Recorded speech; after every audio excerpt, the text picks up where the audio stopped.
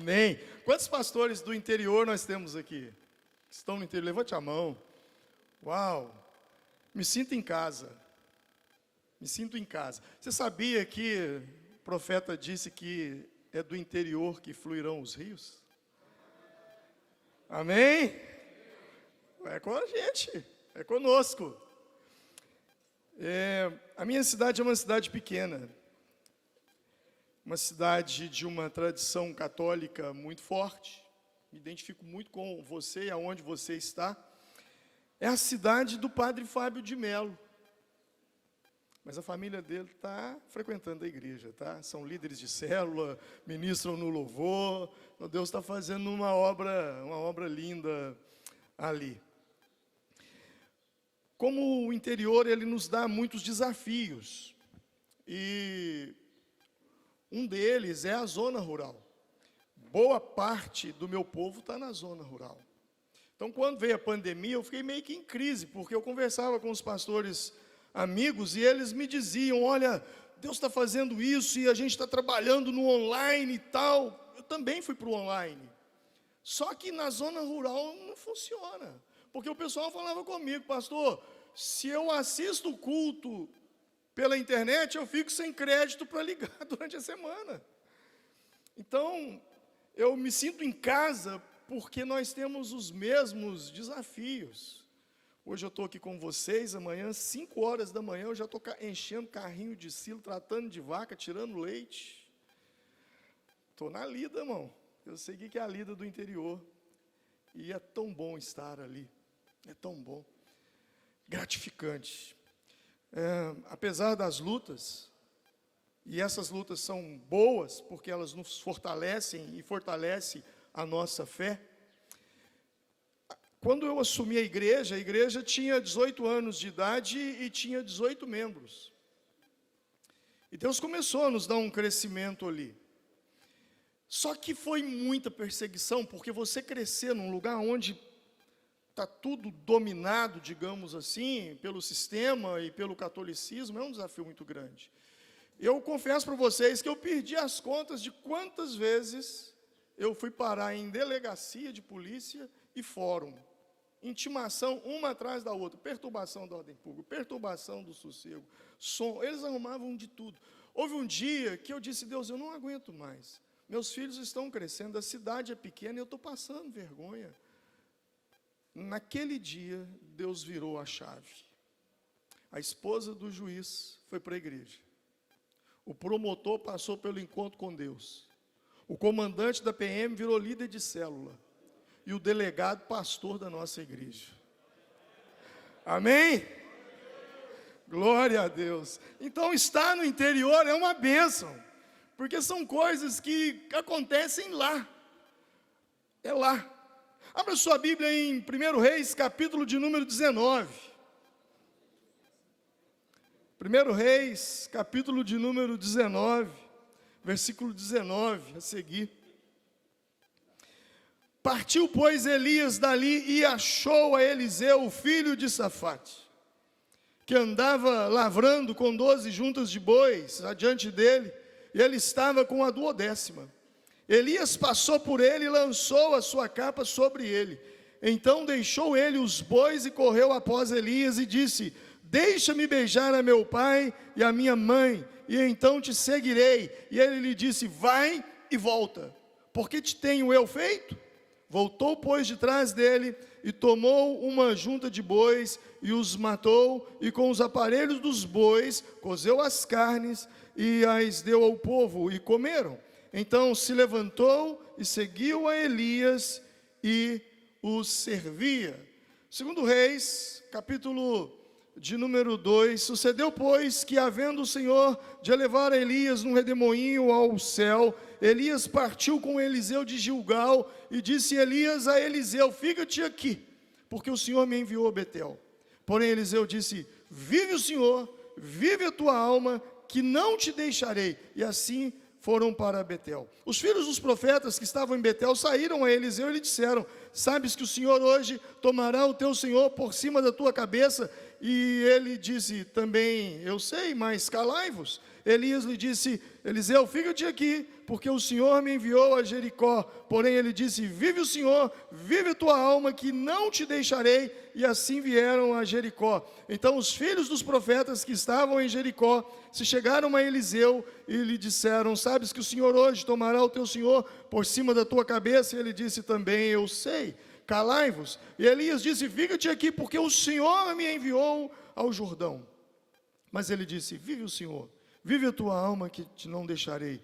E assim ambos foram juntos, e foram 50 homens dos filhos dos profetas, e de longe pararam de fronte, e eles ambos pararam junto ao Jordão. Então Elias tomou sua capa e a dobrou, feriu as águas, as quais se dividiram para as duas bandas, e passaram ambos em seco. E sucedeu, pois, que havendo eles passado, Elias disse a Eliseu: pede-me, o que queres que te faça antes que seja tomado de ti? E disse Eliseu: peço-te que haja porção dobrada do teu espírito sobre mim. E disse: coisa dura pedistes, se me vires quando for tomado de ti, assim se te fará, porém se não, não se fará. E sucedeu que, indo eles andando e falando, eis que um carro de fogo, com cavalos de fogo, os separou num redemoinho, e Elias separou um do outro, e Elias subiu ao céu num redemoinho. Pai, obrigado por esse tempo que o Senhor tem proporcionado a nós aqui. Obrigado pela comunhão, obrigado pelo crescimento, obrigado porque a tua presença, ó Deus, está em nosso meio. Graças te damos em nome de Jesus, amém. Sabe, quando eu olho para esse texto e eu vejo essa trajetória de Eliseu e Elias, e a forma como Eliseu foi chamado, eu acho que isso parece muito conosco, porque muitos de nós aqui fomos pegos no laço, não tinha quem ia e nós dissemos: eis-me aqui, envia-me, e fomos, e estamos. Mas há uma parte nesse caminhar de Eliseu e Elias, que eu vejo Deus trabalhando o caráter de Eliseu para suceder Elias. E quando eu olho para esse texto, eu fico vendo alguns princípios que eu e você, nós precisamos trilhar e caminhar por ele. Elias estava com uma missão, ele precisava encontrar um sucessor. Deus lhe havia dado uma palavra, e ele então vê Eliseu, lança a capa sobre Eliseu. Eliseu estava na onde? No campo, arando, no interior, estava lá com seus bois, suas juntas de bois, arando, e ele então mata os bois, queima o equipamento, faz um churrasco, despede dos pais, e passa a seguir Elias. Que atitude radical, que atitude radical. E se parece muito conosco, se parece com a atitude que um dia nós tomamos. Um dia nós queimamos os nossos equipamentos de arar, um dia nós matamos os nossos bois e topamos a missão, topamos o chamado, e até aqui o Senhor tem nos ajudado. Mas por que de uma atitude tão radical? Para não cometer um erro, de fazer do futuro uma extensão do passado. Muitos de nós temos cometido esse erro, fazer do nosso futuro uma extensão do passado. Quantos no fim de ano dizem: esse ano será diferente, esse ano eu tomarei atitudes diferentes, esse ano eu farei isso, farei aquilo outro. E em janeiro a gente vai bem, em fevereiro está legal, mas quando chega março, parece que março nada mais é do que uma extensão do ano que passou. Esse é um erro na vida do líder, transformar o futuro numa extensão do passado. E isso acontece por quê? Porque nós não colocamos fogo no passado como Eliseu colocou. Quando ele queima os equipamentos, quando ele mata os bois, é como se ele dissesse: atrás não volto mais. É para frente. E se a gente não toma atitudes radicais com relação ao nosso passado, nós podemos cometer o erro de voltar ao passado e transformar o futuro numa extensão do passado. A grande lição que eu aprendo aqui é que eu e você precisamos fechar os ciclos, encerrar os ciclos. Não importa o que lhe aconteceu na vida, como ontem nós falamos. Não importa se você foi ferido, não importa o que te aconteceu, não importa se você se decepcionou no ministério, não importa. O que importa é que você feche o ciclo. Eclesiastes capítulo 3, verso 1, a Bíblia nos fala que há um tempo determinado para todas as coisas. Passou, acabou. Eu e você precisamos aprender a fechar ciclos. A Bíblia nos diz que Deus tirou o povo hebreu do Egito. Eles estavam diante do Mar Vermelho. Moisés não sabia o que fazer. Deus dá uma palavra, diga ao povo que marche. Moisés levanta então o cajado, sua vara, o mar se abre e eles passam. Nós pregamos sobre isso, nós ensinamos sobre isso. O grande milagre do Mar Vermelho, ali se abriu as portas das águas para que eles passassem. Mas tão importante quanto o abrir do mar, no capítulo 14, nos versos 16 ao 21, nós também temos o fechar das águas. O ciclo fechou. A Bíblia diz que quando os egípcios vieram, Deus então fez com que o mar se fechasse.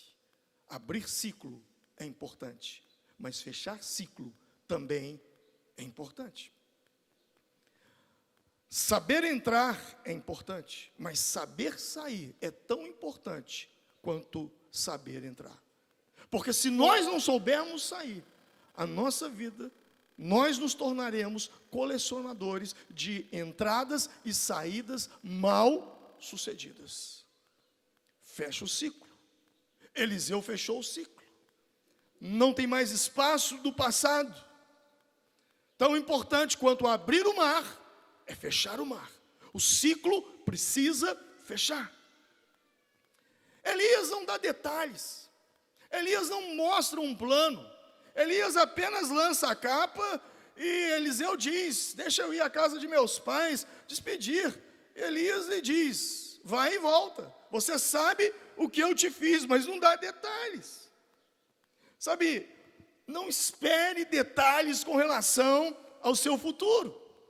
Elias não explica nada, é assim que Deus faz. O ponto mais importante aqui é que ninguém pode dizer com detalhes qual será o seu futuro. Por isso a Bíblia não se cansa, desde Abacuque 2,4, Gálatas 3, 11, Hebreus 10, 38, o justo viverá da fé. Tudo que eu e você precisamos não são de detalhes, mas de convicção. Convicção, eu tenho certeza, e quando eu tenho convicção e certeza, eu tenho coragem para enfrentar o que estiver por vir. E por outro lado, Deus também não é muito de ficar revelando processo. Deus nos mostra o propósito. Se Deus nos revelasse o processo, nós desistiríamos do propósito. Por isso Deus esconde de nós o processo. Imagine se Deus tivesse mostrado o processo para José. Imagine se Deus tivesse mostrado para José que ele seria traído pelos irmãos, vendido pelos irmãos, que ele seria caluniado na casa de Potifar, que ele seria esquecido na prisão. Imagine, Deus escondeu tudo isso dele, mas mostrou o propósito. Imagine quando Deus, através do seu anjo, convence ali a Gideão a lutar contra os midianitas. Gideão já não queria ir, o Senhor teve que dar uma palavra a ele, o Senhor é contigo, varão valoroso, e ele então cria coragem. Deus não mostra o processo, Deus mostra o propósito. Vai nessa tua força, porque nessa tua força eu livrarei Israel. E ele então lança um desafio para a nação. 32 mil homens se apresentam e diz, uau, Deus é comigo, olha que multidão, agora nós vamos vencer. Qual foi a palavra de Deus para Gideão? Há muita gente contigo. Diga àqueles que estiverem com medo, covardes, que voltem atrás. Gideão disse, vai ser meia dúzia. Gente, quem tiver com medo, quem estiver sem coragem de ir, volte. Quantos voltaram atrás, você se lembra? 22 mil. Ficaram 10. Tudo bem, ainda dá. Deus disse, leva esse povo às águas e faça-os beber água, e aqueles que beberem como cão, separe-os. Dos 10 mil, voltaram 9.700. Ficaram 300. Já pensou se Deus tivesse mostrado que ele ia lutar contra os midianitas com apenas 300? É por isso que muitas vezes nós somos surpreendidos por situações na vida, porque Deus não nos revela o processo, para que eu e você não venhamos ter incredulidade, desanimar diante dos desafios. Deus não nos revela o processo para que eu e você não coloquemos expectativas em homens. A expectativa de Gideão nunca teve em 32 mil, nem em 10 mil, muito menos em 300. A expectativa de Gideão estava no Senhor e naquilo que Ele pode fazer. Essa deve ser a nossa expectativa. Então não espere detalhes do processo. Deus não lhe dará. Vai e volta. Você sabe o que eu fiz. O importante é nós sabermos que se há processo, existe propósito. O processo ele pode até nos ferir, como feriu Jacó ali no val de Jaboque, mas o propósito de Deus, ele nos cura. Eu gosto muito de Romanos, nós citamos tanto esse texto 28, quando diz, sabemos que todas as coisas contribuem para o bem daqueles que amam a Deus, aqueles que são chamados segundo o seu propósito. Mas você já parou para pensar nessa parte do versículo? Contribuem juntamente. Repete comigo, contribuem juntamente. O texto está dizendo que sabemos que todas as coisas contribuem juntamente. Quando você olha para a vida de José, e você vê José sendo odiado pelos irmãos, há um problema. José agora, ele é vendido pelos irmãos, há outro problema. José agora é caluniado na casa de Potifar, e José agora é preso. José é esquecido na prisão. Quando você olha um problema isolado do outro, você diz, esse cara jogou pedra na cruz, porque dá tudo errado para ele. Olha a vida desse moço. Mas quando você vai para o texto e diz, contribuem juntamente, quando você pega cada episódio da vida de José e soma tudo, você vê que foi isso que fez com que ele chegasse ao governo do Egito. Não despreze os desafios, não despreze os problemas de uma forma, e nem os olhe de forma isolada. Tudo o que está acontecendo hoje com você, que talvez tenha trazido desânimo, que talvez você olhe e diz, eu vou entregar minha igreja, eu vou voltar, Deus não tem chamado para mim. Quando você olha de uma forma isolada, cada ponto desse, você pensa, não é, Deus não me chamou. Mas quando você olha cada episódio, você percebe que você está sendo direcionado, você está sendo conduzido, você está sendo guiado para um propósito maior. Deus não mostra processo, Deus mostra propósito. O que você está vivendo hoje faz parte do processo que te levará ao propósito. Pastor, mas eu tenho sofrido muito na minha cidade, as pessoas me olham com indiferença. Ei, ninguém é totalmente aceito, até que de todo seja totalmente rejeitado. Olha para a vida de Davi, o quão rejeitado Davi foi. Começou dentro de casa pelos seus próprios familiares, ele foi rejeitado o tempo todo, para depois ser aceito. Amém? É assim que funciona a nossa vida no ministério. Primeiro você é rejeitado, depois você é aceito. Eu disse no início que eu perdi as contas de quantas vezes eu fui parar em delegacia, em fórum, em tantas coisas. Há 20 dias atrás, eu estava falando para o alto comando do alto comando da Polícia Militar do Centro-Oeste Mineiro. Só capitães para cima e comandantes de batalhões e comandantes de batalhões, isso mesmo, e companhias. E quem era eu? Ou quem sou eu? Alguém que um dia foi totalmente rejeitado. Você não tem noção do que eu sofro em época de eleição municipal na minha cidade. A cidade é pequena. E eles fazem pesquisas. E o meu nome aparece disparado. E aí começam os assuntos. Olha, o pastor, ele vai ser prefeito, ele vai ser... Toda época de eleição tem que subir ao púlpito e dizer, gente, eu nem filiado a partido sou. Os últimos que vieram esse ano, diz, pastor, fizeram uma pesquisa, seu nome está disparado. Eu falei, deixa eu falar uma coisa com vocês. Vocês não têm noção tanto que esse povo da minha igreja tem ciúme de mim. Se eu me candidatar, eles são capazes de boicotar o partido que eu estou, só para eu não me eleger. Então deixa eu quieto. Ninguém é totalmente aceito até que seja primeiro rejeitado. Jesus foi rejeitado. A Bíblia diz em Isaías 53 que ele foi rejeitado, desprezado, homem de dores, que dele não fizemos caso algum.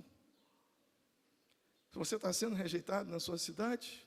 As pessoas estão olhando para você, quem que é esse pastorzinho, quem que é? Não se preocupe. Faz parte do processo, porque quando Deus te levantar, é para não ficar nenhum tipo de dúvida, nenhum tipo de sombra de dúvida. Foi o Senhor quem te colocou ali, foi o Senhor que te colocou naquele lugar. Amém? Pastor, mas eu fico às vezes em dúvida. E como que eu vou agir diante de dúvida? Eu gosto muito de Colossenses, capítulo 3, 15. Seja a paz de Cristo o árbitro em vosso coração, a qual também fostes chamados em um só corpo, e sede agradecido. Olha o que o texto diz: seja a paz de Cristo o árbitro em vosso coração. Quando eu perco a paz, o sinal vermelho acende. Mesmo que eu não conheça o processo, eu sei que o Senhor está me guiando. E uma das formas é através da paz no coração. E muitas vezes eu não sei o que fazer. E se eu não sei o que fazer, isso já basta, porque eu busco a paz. Até que eu tenha paz, então eu sei como agir. Quando você olha para a vida de Abraão, Deus disse para ele, sai da tua terra e sai da tua parentela. Abraão não sabia para onde ir, mas uma coisa ele sabia, aonde ele não devia ficar. Talvez você não sabe para onde ir, talvez você não sabe o que fazer, mas você sabe o que não fazer. Às vezes eu me perco e eu digo, Deus, eu não sei o que fazer, eu não consigo estabelecer um projeto, um plano em algumas situações, mas eu sinto no meu espírito, o que eu não quero? A pergunta é, o que eu não quero que aconteça comigo? A partir do momento que eu já sei o que eu não quero que aconteça, então eu estabeleço um plano. Amém? Eliseu e Elias agora entram numa jornada do capítulo 2. E Eliseu passou a seguir Elias como seu assistente por alguns anos. Pensa num sujeito difícil, era Elias. Ele chamou Eliseu, Eliseu abandonou tudo para segui-lo. Por 4 vezes, ele dispensou Eliseu. Fica aqui em Gilgal porque eu estou indo para Betel. Fica aqui em Betel porque eu estou indo para Jericó. Fica aqui em Jericó porque eu estou indo para o Jordão. Ele o chamou e agora o dispensa. Isso faz parte da liderança. Isso faz parte de forjar o nosso caráter. Às vezes Deus vai permitir que a gente esteja lidando com Saul para treinar nós. Às vezes você vai passar por determinado tipo de treinamento que você não vai aprender o que fazer, você vai aprender o que não fazer. Eu aprendo dos dois jeitos, pessoas que me inspiram o que fazer e pessoas que me inspiram o que eu não devo fazer.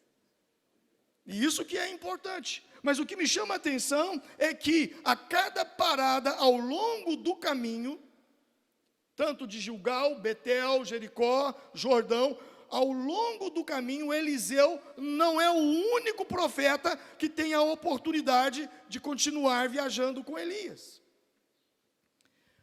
A Bíblia diz que aonde ele parava, os filhos dos profetas vinham e diziam, você está sabendo que o Senhor hoje tomará o teu Senhor por sobre a tua cabeça? Isso aconteceu em Gilgal, isso aconteceu em Betel, isso aconteceu em Jericó.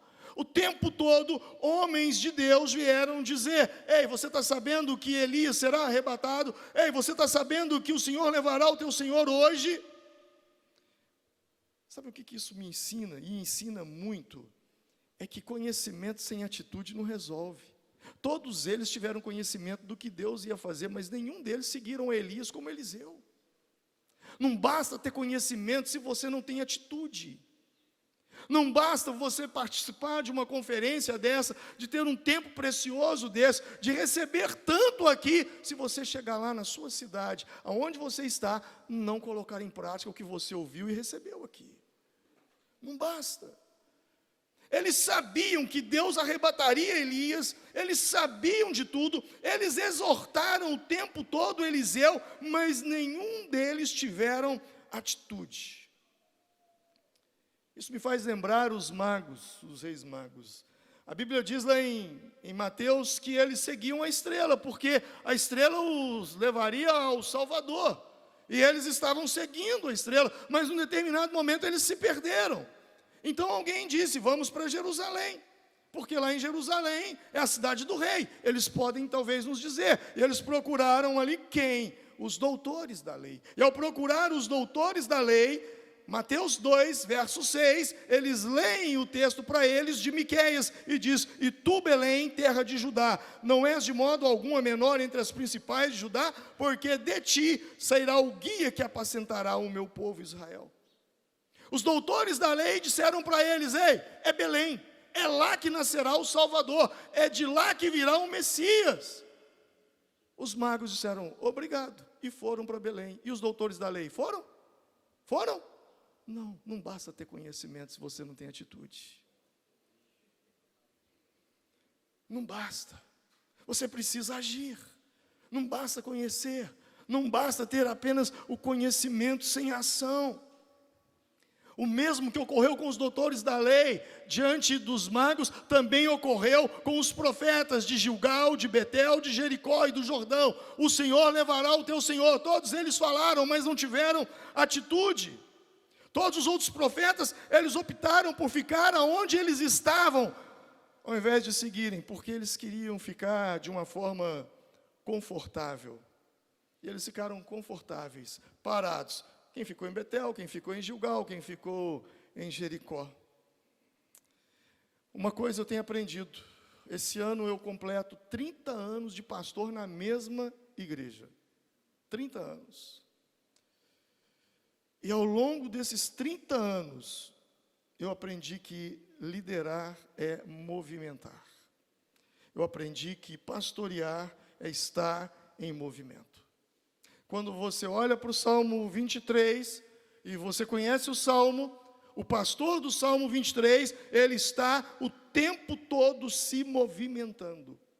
Deitar-me faz em verdes pastos, guia-me às águas tranquilas, refrigera minha alma. Ainda que eu ande pelo vale da sombra da morte, preparas uma mesa na presença dos meus inimigos, unge a minha cabeça com, sabe, o tempo todo é movimento, o tempo todo é movimento. Se você não está se movimentando, você não está liderando. Se você não está se movimentando, você não está pastoreando. Liderança é movimento. Quantos talvez tiveram a oportunidade de estar aqui como você teve, mas não quiseram se movimentar? Quantos? Não, eu quero ficar tranquilo aqui, de boa, está tudo bem, eu não preciso. Sabe, uma das características que eu vejo em homens de Deus, que vão crescer, é que eles estão o tempo todo inquietos, gratos, porém insatisfeitos. Sou muito grato a Deus. Batizei mais de 5.000 pessoas numa cidade de 65.000 habitantes. Plantamos mais de 50 igrejas. Dentre elas, igrejas no Paraguai. Em novembro agora eu tenho que ir para o Paraguai para dar capacitação para os pastores lá. Sou grato, mas não satisfeito. Porque eu sei que pode mais. Eu sei que tem mais. Então não dá para ficar parado. Tem que movimentar. Vira uma pessoa que está do seu lado e diz: movimenta, irmão. Glória a Deus. Aleluia. A vida cristã é um movimento. A vida com Deus é um intenso movimento. Agora a pergunta que fica é: aonde você parou? Porque a gente conhece pessoas que a gente evangeliza e eles vão para a igreja e param por ali. Outros movimentam um pouco mais e descem as águas do batismo. Outros se movimentam mais, se tornam um obreiro, um líder na igreja. A pergunta é, nesse percurso seu e de Deus, nessa movimentação, aonde você parou? Aonde você está parado? Que área travou? Aonde você desistiu? Sabe, a nossa geração, ela será desafiada, não por aquilo que acontece, porque acontecer, está acontecendo muita coisa, mas ela está sendo desafiada por aquilo que permanece. O fogo arderá continuamente sobre o altar e não se apagará. O propósito da vida cristã é não deixar o fogo de Deus apagar dentro de você. Eliseu não deixou que o fato de Elias se movimentar, ele ficar parado, não, eu vou, eu quero, é um preço a ser pago. Muitas pessoas estão dispostas a pedir a porção dobrada do que a outra pessoa recebeu, mas poucas de fato querem pagar o preço do que elas pagaram. Porção dobrada não é para brilhar mais, porção dobrada é para servir mais. A unção que você herda, como Eliseu herdou de Elias, não é a unção de com quem você anda, mas é de quem você respeita. Porque Judas andou com Jesus e não recebeu nada, porque ele nunca o honrou. A vida é assim, eu vou, eu quero, eu preciso, eu necessito. E se ninguém te escolher, faça como Eliseu, ofereça-se. Eu vou. Elias e Eliseu, é interessante esse texto, é interessante, porque Eliseu ele passa a seguir Elias, ele passa a caminhar com Elias, mas há algo poderoso aqui, que é a chave do voluntariado. Sabe, o voluntariado, essa questão de deixa eu ir, deixa que eu te ajudo, deixa eu fazer, sabe, isso é poderoso, porque isso desata o nosso destino.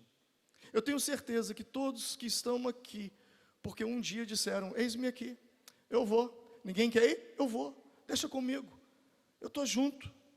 E essa questão do servir, ela é muito poderosa, porque lá em João 15, Jesus diz, já não vos chamo mais servos, porque o servo não sabe o que faz o seu senhor, mas eu tenho vos chamado de amigos, porque tudo quanto ouvi de meu Pai, vos tenho dado a conhecer. Eu não vou chamar vocês de servos, eu chamarei vocês de amigos, mas para eu chamar vocês de amigos, primeiro vocês têm que ser servos. Então passa pelo processo de servir, e isso nunca vai acabar. O dia que acabar dentro de você, é porque alguma coisa é errada com sua vida espiritual.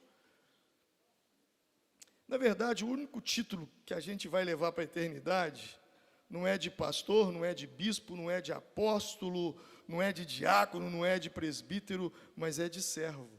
Porque lá em Mateus 25, Jesus disse, muito bem, servo bom e fiel, porque fostes fiel sobre o pouco, sobre o muito te colocarei, então entra no gozo do teu Senhor. É o único cargo que a gente leva na igreja para lá, é ser servo. Por outro lado, quanto mais você serve, mais autoridade você tem. Eu tenho uma ovelha que caminha comigo já há mais de 30 anos. É um irmão, ele é caseiro lá do sítio, da sede campestre da igreja.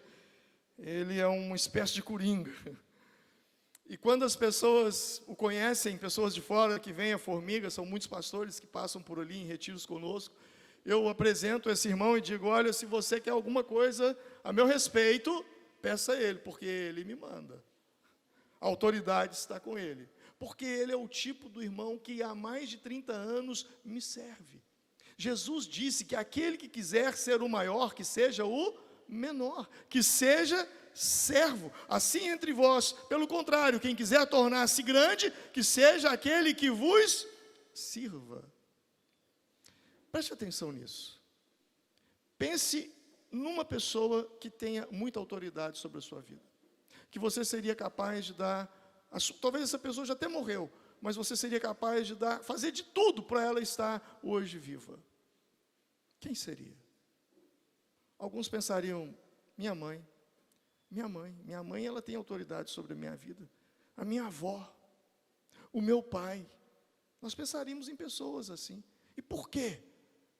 Quem foi sua avó para que tenha tamanha autoridade sobre você? Quem foi sua mãe para que tenha tamanha autoridade sobre você?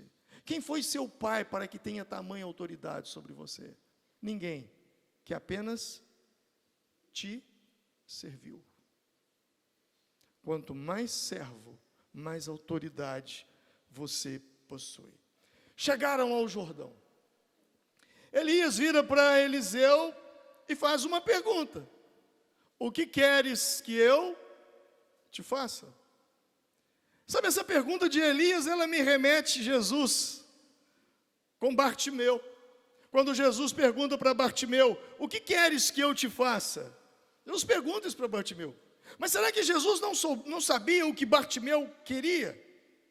É claro que Jesus sabia o que Bartimeu queria, mas quando Jesus pergunta para Bartimeu, o que queres que eu te faça? É que Jesus queria que Bartimeu soubesse o que ele de fato queria. Porque esse tem sido um problema dessa geração. É que às vezes nós não fazemos ideia do que queremos que Deus nos faça.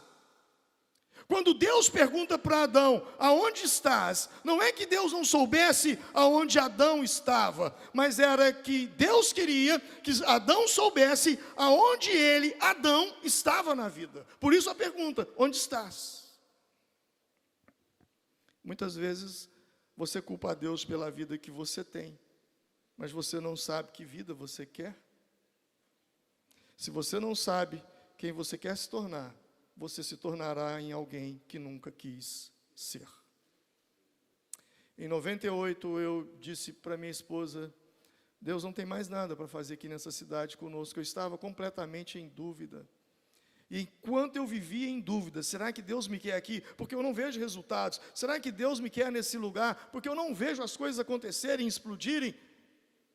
O dia que eu sosseguei meu coração e disse, Deus, é aqui que eu vou ficar, e é aqui que eu vou dar a minha vida por esse lugar. O Senhor começou a fazer coisas grandes, e nós começamos a batizar uma média de 200, 300, 400 pessoas por ano. Por quê? Porque a dúvida no meu coração acabou. Se você não sabe que vida você quer viver, você viverá a vida que outras pessoas querem que você viva. Eliseu disse, peço-te que haja porção dobrada do teu espírito sobre mim. Eliseu pediu porção dobrada. Elias diz, coisa difícil me pedistes, mas se me vires quando for tomado de ti, assim se fará, senão, não se fará. Presta atenção na condição que Elias coloca, quando Eliseu pede porção dobrada. Primeiro, se você me ver, quando eu for tomado de ti, assim se fará.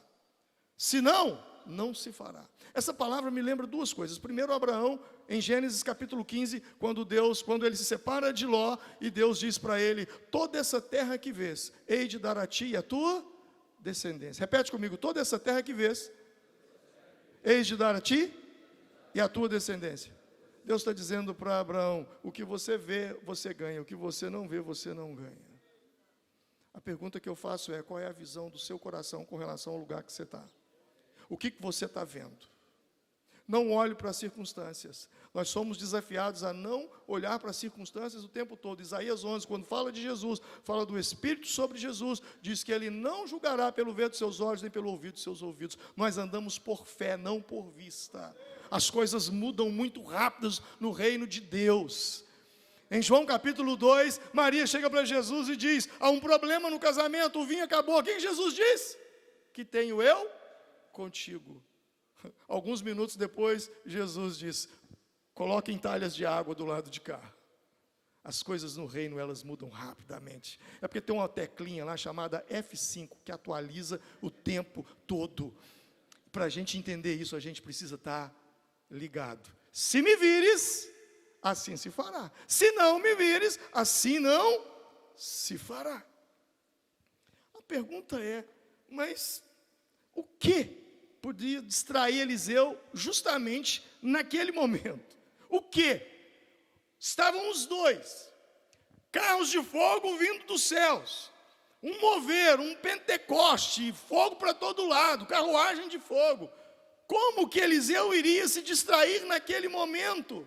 E é aí que mora o perigo, porque muitos de nós estamos nos distraindo com carruagens de fogo. Muitos de nós estamos nos distraindo, buscando o poder e esquecendo de buscar a face. Queremos carismas, mas o nosso caráter.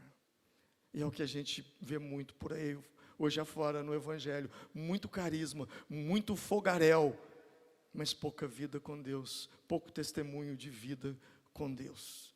Elias disse, se você me ver, vai acontecer. E eu fico pensando, o que poderia distrair Eliseu? Sim, o fato de ficar encantado com as carruagens de fogo. O fato de ficar encantado com o poder de Deus. E muitas vezes, no meio dos desafios, nós somos levados a buscar o poder de Deus e esquecemos de buscar a face de Deus. E existe uma diferença entre buscar o poder e buscar a face. Quando você pode buscar o poder e não ter relacionamento, mas se você tem relacionamento, o poder virá sobre você. É o que ele prometeu, descerá sobre vocês o poder ao vir o Espírito Santo. Ele virá. Elias estava dizendo, não se distraia, não se distraia, não se distraia. Elias estava dizendo, tenha seus olhos fixos nele. Em Mateus capítulo 6, verso 6, Jesus disse, fecha a porta do teu quarto e ora ao teu Pai. Há muitas vozes nos distraindo, há muitas vozes falando ao nosso redor. Às vezes alguns líderes de célula chegam para mim e dizem, pastor, eu estou tão cansado, eu vou entregar minha célula. Pastor, eu preciso de descansar, eu preciso de ir para a praia. Tudo bem, irmão, então vai descansar. Daí a pouco ele volta e eu digo, e aí, descansou, pastor? Parece que eu voltei mais cansado do que quando eu fui. Porque, na verdade, não é de um descanso físico, o que precisa é de tempo com Deus, é de entrar, fechar a porta, buscar a face do Senhor. Quem de fato ora, vive o que Jesus disse em Mateus 6, fecha a porta, acaba com as vozes exteriores que estão tentando prender a sua atenção. Eu amo Isaías 6, quando o texto diz, no ano em que morreu o rei Uzias, eu vi o Senhor. Por que o texto faz questão de dizer no ano em que morreu o rei Uzias? Por quê? Porque Uzias era a distração do profeta Isaías. Quando Isaías vê o Senhor, ele ouve o Senhor. E quando ele ouve o Senhor, o que ele ouve? A quem enviarei? Quem há de ir por nós? E o que ele responde? Eis-me aqui. Envia-me a mim. Versículo 8. Eu gosto da tradução da Revista Atualizada. Preste atenção nisso. Isaías vê o Senhor e o Senhor faz uma pergunta: a quem enviarei? Quem há de ir por nós? E ele responde: eis-me aqui, envia-me a mim. Repita comigo: eis-me aqui, envia-me a mim. Diga assim: eis-me aqui, envia-me a mim. Você está pedindo para ser enviado para quem? Para si mesmo. Porque para você ser enviado para fora, primeiro você precisa ser enviado para dentro. E você só é enviado para dentro quando você fecha a porta e ora ao teu Pai que está em secreto. E quando eu falo com Deus, eu me escuto. E quando eu me mostro para Ele, eu me vejo. São 30 anos servindo ao Senhor. Já mudei de estratégias, já mudei de muita coisa. Mas tem uma coisa que eu nunca abri mão. A minha vida de oração. Eu não abro. Porque eu sei que tudo é com Ele. O que está acontecendo em Formiga não é sobre mim, é sobre Ele. Eu preciso estar na presença dEle, buscando a Ele. Porque quando eu busco, antes de ser enviado para fora, primeiro eu sou enviado para dentro. Eu sei que tudo se resolve em oração, porque é na oração que eu me escuto. E quando eu me mostro para Ele, eu me vejo. Eu não me vejo quando as pessoas apontam o dedo para mim, eu não me vejo quando a minha esposa aponta o dedo para mim, mas eu me vejo quando eu me mostro para Ele. Quando eu digo para Ele: Senhor, o que está acontecendo comigo que não te agrada? O que eu tenho falado que não tem te agradado? Que comportamentos eu tenho tido que eu preciso consertar? Senhor, me ajuda a lidar com a minha equipe. São mais de 50 pastores. Senhor, me ajuda, me dá direcionamento das minhas ações, das minhas atitudes. Eu creio que a pandemia, ela veio e ela tomou um versículo na Bíblia. Há um versículo que ele é muito recorrente na Bíblia, que diz assim: e acontecerá que depois daqueles dias. E aconteceu que depois daqueles dias. Então eu penso que nós estamos vivendo esse momento. E aconteceu que depois daqueles dias, que dias de pandemia. Então eu preciso, Senhor, o que o Senhor está falando? O que o Senhor quer de nós pós-pandemia? Qual é a visão? Qual é a estratégia? Eu não sei qual é a visão, nem tenho ideia de qual seja a estratégia que Deus tem para a sua igreja, para o seu ministério, mas uma coisa eu sei: nunca vai mudar. Entra para o teu quarto, fecha a porta e fala com teu pai que está em secreto, e o teu pai que te vê em secreto te recompensará publicamente. As estratégias estão com Ele. Eu me lembro que há um tempo atrás eu comecei uma casa de recuperação para dependente químico. E um dia eu tive uma ideia: vou procurar o juiz da vara criminal para que ele possa desviar ou encaminhar todos os recursos concernentes a penas, a condenações que foram transformadas em multa, ligada às drogas, para fazendinha de recuperação, para a comunidade terapêutica. Marquei uma audiência com o juiz. O juiz, a secretária disse: quinta-feira, 14h. Tudo bem. Passei a manhã em oração, em jejum. 12h30, minha esposa preparou uma roupa para mim, para que eu fosse ao fórum, ter uma audiência com o juiz. 13h, a secretária me liga: pastor, boa tarde, tudo bem? Tudo bem. Só tinha uma audiência com o juiz? Não tinha? Tinha, sim senhora. Agora, pastor, ele pediu para desmarcar. Como assim? Eu esperei tanto por esse dia. Ele não vai poder te atender, ele teve um problema, e depois eu entro em contato e a gente volta a uma outra data. Tudo bem. Eu fiquei triste com aquilo. Eu orei, jejuei. Deus, como assim? Fui para o prédio da igreja, encontro com um dos pastores da equipe, e ele me disse: pastor, o senhor lembra da dona Mariazinha? Aquela irmãzinha que vendia gás na casa dela? Lembro. Pastor, ela está mal, e ela te amava tanto. Ela está vivendo seus últimos momentos na UTI. O senhor pode ir lá fazer uma oração? Eu falei: claro, vamos agora. Tinha uma reunião com o juiz, ele cancelou, eu vou agora. E fui. Quando eu cheguei lá, no hospital, eu orei com ela, ela ficou super feliz de me ver ali. Quando eu saio no corredor do hospital, encontro com um funcionário do fórum. Oi, pastor, boa tarde, tudo bem? Boa tarde. O que o senhor está fazendo aqui? Eu falei: vim visitar uma ovelha. E você, o que faz aqui? O senhor não está sabendo? Eu falei: não, o juiz está aí no quarto. Passou mal. Eu falei: o quê? O doutor está aqui? Tá. E quando eu abri a porta, está lá o juiz com vários equipamentos ligados nele, e ele me vê: ô pastor, por favor, entra. Eu entrei. Pastor, o senhor recebeu o meu recado? Recebi, doutor. Tudo bem. Pastor, foi Deus que te trouxe aqui. Nós vamos fazer audiência agora. Mas o senhor começa com uma oração. Eu fiz uma audiência com um juiz, num quarto de hospital. Porque, agindo Deus, quem impedirá? Você pode se colocar em pé nesse momento? Deus tem coisas poderosas a fazer através da sua vida. Foi pago um alto preço por você. Tudo que você precisa fazer é como Eliseu. É como Eliseu, você precisa queimar os seus equipamentos de arar, colocar fogo nesses bois, para não transformar o que Deus tem para você no futuro numa extensão do passado. Feche os seus olhos. O que essa palavra falou ao seu coração nessa manhã?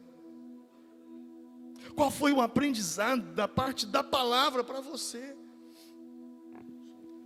O que você precisa tomar? Quais decisões da sua vida?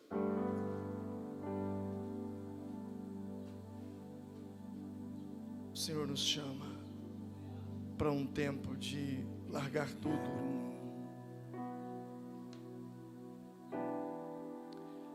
Enquanto cantamos essa canção,